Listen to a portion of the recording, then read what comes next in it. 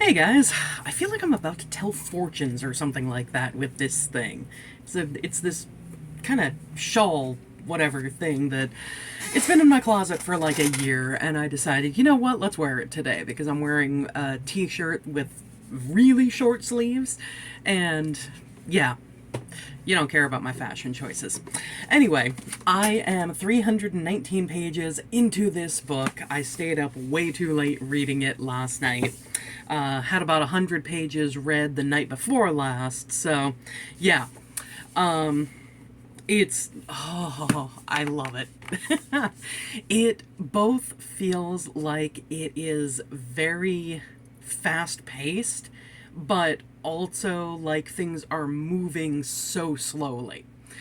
And in another author's hands, that would really bother me. This, I don't mind it because I like the kind of slow burn of seeing when Harristan, Corrick, and Tessa will be reunited. And I just because of who this author is, I am convinced that it will just be a phenomenal, you know, not reconciliation. What's the freaking word? Reunion. There we go. That's what I'm looking for. I am convinced that it will be an absolutely amazing reunion between the three, among the three of them. So, what has happened so far? Well, where we left off with Defend the Dawn, at the end of that one, Tessa thinks Corrick is dead because the two of them and several others were on a ship called the Dawn Chaser going to Austriary with who they find out is the king of Austriary. He had presented himself as just a ship captain who could bring them back to that kingdom to speak with the king and negotiate a moonflower and steel exchange because Kandala has steel, Austriary has the moonflower. And we learn different things about the moonflower at the end of Defend the Dawn and throughout this. I don't doubt that we're going to learn more, but we've learned a good deal so far in this book. So, again, not going to spoil anything with that. At the end of Defend the Dawn, though, basically there are these army ships from Kandala that are following the Dawn Chaser, and Captain Blakemore thing, who is the one, who came to Kandala from Austriary, he is convinced that King Harristan sent those ships after them because Harristan doesn't trust Captain Blakemore.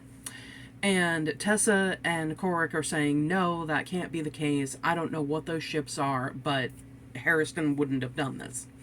So the ships attack, and one goes right through the deck of the Dawn Chaser near where Corrick is. He gets swept out to sea. Tessa thinks that he is dead. And so, of course, at the beginning of this, throughout this, because they haven't reconnected yet, she thinks that he's dead. She's operating under the assumption that he's dead, and she hates Captain Blackmore because of it. Or Blakemore? Might be Blakemore. I might be remembering that wrong. But yeah, she hates him because of that. And on Corrick's side, he doesn't know what has happened to Tessa. He is convinced that she's still alive. He doesn't know what happened to one of the guards who was brought on the ship with them. He's worried about him.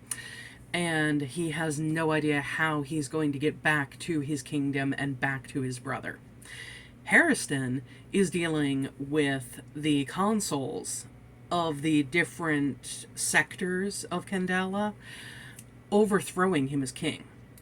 He had actually escaped the palace because he wanted to help people in what's called the wilds. And after he did that, that's when the consuls decided to come in and pretty much take over, and they used the fact that Harristan was missing from the palace as a way to turn the narrative to their benefit, saying that he has been poisoning the people of Kandala. And, of course, he's guilty. We can't find him. He ran away. Of course, he's actually been doing that.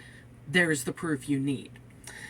And so Harristan finds out all of this through people in the wild who are still loyal to him. And they actually just rescued another family of one of the guards who has been loyal to him. And he was able to learn more information from that guard's family and from another guard that they rescued who seemed to have turned on him. But luckily, Harristan has made progress. Also, again, no spoilers with this, but Harristan, damn. If you know, you know. So, yeah, again, 319 pages in. I think the book is like 560 pages. Have not looked. Will look at the end because I don't want to see anything on the last page. I can't wait to finish this book. I really can't. I'm hoping to be able to finish it today, if not tomorrow. Tomorrow is when this video is going to come out, so, it's today when you're watching it. But, yeah, definitely want to finish it before Saturday when I go and actually meet Brigid Kemmerer and get a copy of Destroy the Day. It's going to be the Barnes & Noble Special Edition. But I'm going to get that one signed. I'm going to bring More Than We Can Tell with me to have signed. And I'm probably going to bring Call It What You Want to have signed. Or maybe I'll bring Defy the Night.